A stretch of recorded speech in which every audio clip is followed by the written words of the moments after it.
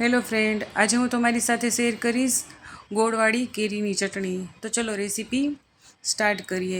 અહીં મેં 500 ગ્રામ જેટલી કેરી લઈ લીધી છે. તેને હું આ રીતે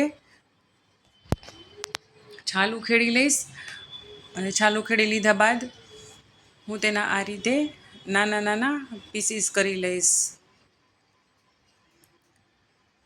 આ રીતે આપણે બધા જ પીસીસ તૈયાર કરી લેશું. ત્યારબાદ અહીં આ ચોપ મેં લીધું છે, તેમાં હું ચોપ કરી લઈશ. આ રીતે આપણે બધી જ કેરીને ચોપરમાં ચોપ કરી લેવાની છે. આ રીતે એકદમ સરસ બારીક કટિંગ થઈ જાય એવી રીતે આપણે ચોપ કરી લેશું.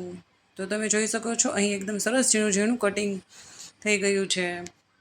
તો હવે હું એક પેનમાં તેલ ગરમ કરવા મૂકી દઈશ અને ત્યારબાદ તેમાં હું થોડું જીરું એડ કરી દઈશ. અને અહીં આપણે જે ચોપ કરેલી કેરી હતી, મીન્સ કટિંગ કરેલી કેરી હતી, તે આપણે ફ્રાય કરી લેશું. તો આ રીતે આપણે તેને કન્ટિન્યુ હલાવ્યા રાખવાનું છે. આને આપણે 4 થી 5 મિનિટ હલાવશું. તો અહીં આપણી આ કેરી છે તે એકદમ સરસ ફ્રાય થઈ ગઈ છે.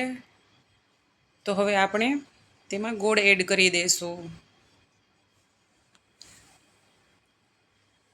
ગોળ એડ કરી દીધા બાદ આપણે તેને એકદમ સરસ કેરીની સાથે મિક્સ કરી લેશું. આ રીતે એકદમ સરસ મિક્સ થઈ જાય એટલે ત્યારબાદ આપણે તેમાં સ્વાદ પ્રમાણે નમક એડ કરી દઈશું. અને જે રીતે આપણે તીખું ખાતા હોય એ રીતના આપણે મરચું પાવડર પણ એડ કરી દઈશું.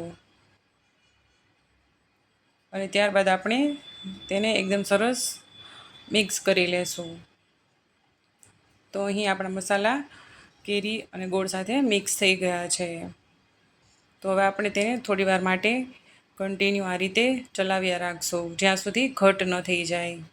તો તમે જોઈ શકો છો અહીં આપણું આ કેરીની ચટણી છે તે એકદમ સરસ બની ગઈ છે અને એકદમ સરસ ઘટ થઈ ગઈ છે. ચાસણી આવી ગઈ હોય એવી રીતે થઈ ગઈ છે. તો તમે જોઈ શકો છો અહીં આપણી આ કેરીની ચટણી, કેરી અને ગોળની ચટણી તે એકદમ સરસ બની અને રેડી થઈ ગઈ છે ખાવા માટે.